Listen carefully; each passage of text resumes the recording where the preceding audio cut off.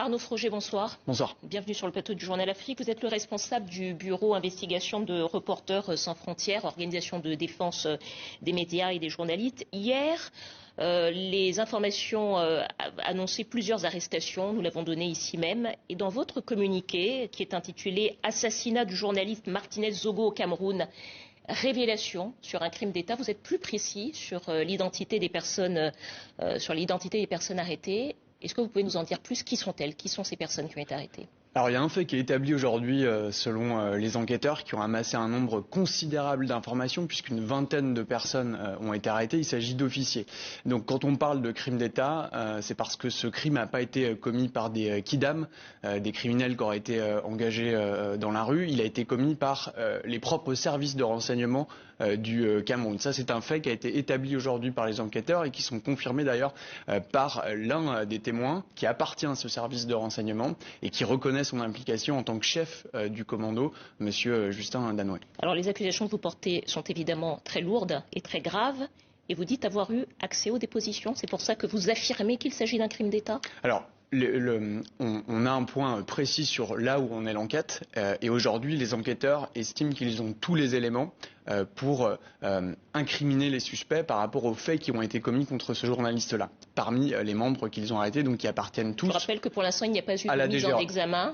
Pour l'instant, tout le monde reste évidemment présumé innocent. Ça, ce sont les confidences auxquelles on a pu avoir accès. On a pu avoir également accès à un élément très important qui est le témoignage de Justin Danoué, qui est donc le directeur des opérations de la DGRE, donc ce service de renseignement. C'est un témoignage qui est lourd, qui est accablant, qui est long, qui est détaillé sur plusieurs pages, rédigé de sa propre main. Et les conditions dans lesquelles on a eu accès à ce témoignage nous amènent à penser qu'il est parfaitement authentique. Ça ne veut pas dire que ce que raconte ce monsieur est la vérité. Il faudra le confronter aux autres témoignages. Mais en tout cas, ce témoignage est authentique.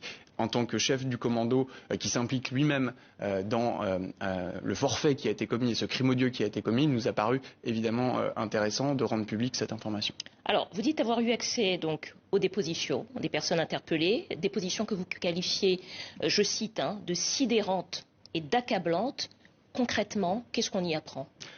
On a le récit détaillé du plan macabre qui a été mis en place pour faire taire ce journaliste. D'une opération qui ressemblait au départ à une opération d'intimidation, avec une filature qui a duré à peu près une semaine, pendant laquelle ce journaliste a été suivi, je le rappelle, par les services de renseignement de son propre pays.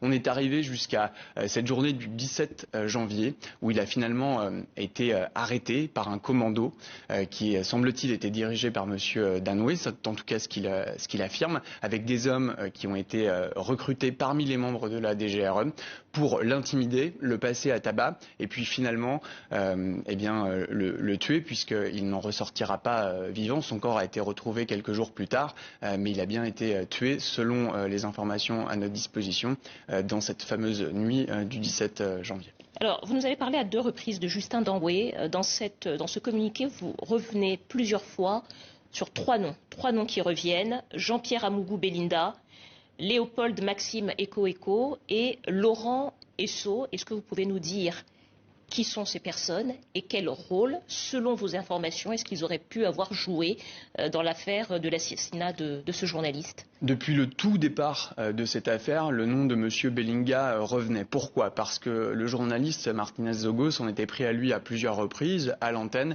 dans des histoires de détournement de fonds présumés. Alors qui est ce monsieur? C'est un homme d'affaires puissant, camerounais, propriétaire notamment d'un groupe de médias, mais pas seulement, dont le nom apparaît à plusieurs reprises dans l'enquête, y compris dans le témoignage de Justin Danoué, qui le situe sur les lieux où ont été commis le crime et au moment où le journaliste était passé à tabac. Et il parle notamment d'un coup de fil que M. Belinga aurait eu et donné à l'actuel garde des Sceaux, Laurent Esso. Et c'est à l'issue de cette conversation que le sort du journaliste Martinez Zogo aurait été scellé. Aurait été scellé. Léopold Maxime Eko. Monsieur Eko, c'est le patron des services de renseignement camerounais, de la DGRE, donc c'est le patron de ce service-là, service qui a été visiblement mandaté, comme le serait un groupe de tueurs à gages, pour régler son compte à Martinez Zogo. Lui, dans les informations qu'on avait jusqu'à aujourd'hui encore, semblait nier son implication directe, a dans un premier temps en tout cas tenu une ligne de défense qui visait à dire qu'il n'était pas au courant de ce projet mis en œuvre par son directeur des opérations. Il apparaît selon les enquêteurs, en tout cas qu'il semble avoir des éléments contre M.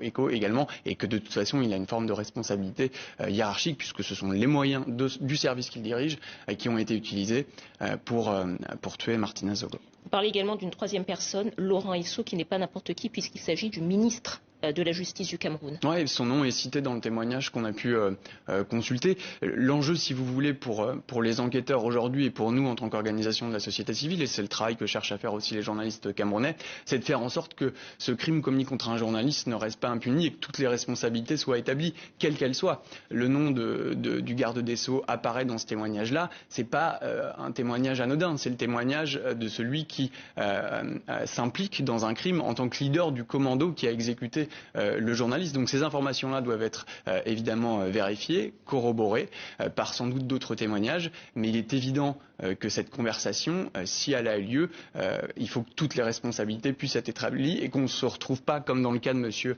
Samuel Ouazizi, qui est un journaliste aussi, qui il y a 3 ans a été arrêté par les militaires et dont le corps n'a jamais été restitué à la famille et dont les autorités ont reconnu qu'il était mort en détention bien des mois après qu'il ait été tué. Alors, je rappelle qu'il y a évidemment une enquête en cours, que le chef de l'État camerounais, Paul Biya, a demandé d'ailleurs une enquête conjointe, police, gendarmerie, qu'il y a eu une vingtaine de personnes interpellées, mais que la justice en effet suit son cours et qu'il y a bien évidemment la présomption d'innocence. Merci beaucoup Arnaud Froger.